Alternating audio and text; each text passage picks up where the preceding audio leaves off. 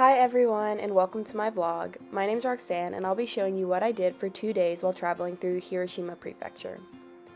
First, I started my day by taking a bus ride with my friend Allie. We were on our way to an incineration plant that had really pretty views, and our professor said that some people even take their wedding photos here. We were able to get a lot of pictures, and we also took some silly ones as well, just for the memories. But once everyone started to get a little sunburnt and sweaty, we decided it was time for lunch. I got a matcha latte from Starbucks that was really tasty, and they even wrote a cute note on the cup. Then I got conveyor belt sushi, which was one of my favorite things to eat on the trip. I was able to try eel and salmon roe, and it was all delicious. Allie also got some pudding for dessert, and it came with the cutest little side of syrup. Then, for the second half of the day, we went to Miyajima Island. Here is a picture of our ferry ride to the island. Itsukushima Shrine is located on this island, and it is very beautiful. In this picture, you can see the pretty torii gate in the background. And when we visited, the tide was low, but typically, if the tide is high, the ground is covered with water and the shrine appears as if it's floating.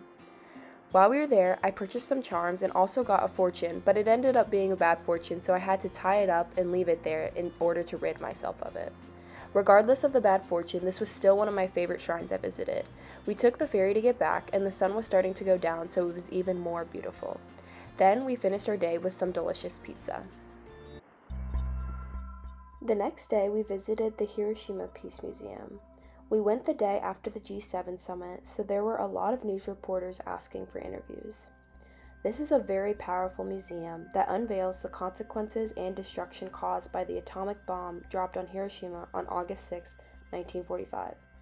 Although I had learned about this devastating event in school, it was a very different experience learning about it at the museum. The museum starts with a visual on the floor that shows the general geography of the city and the location of where the bomb was dropped.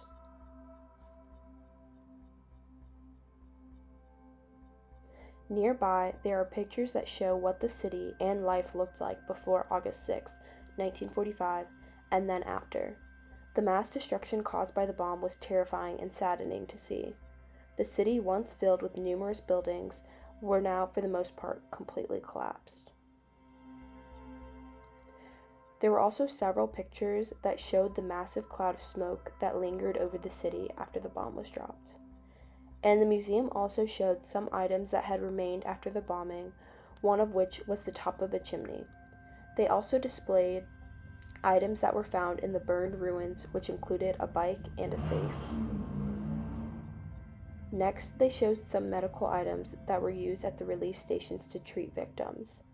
This display included different medical supplies, a nurse cap, a rescue team armband, and disaster certificate.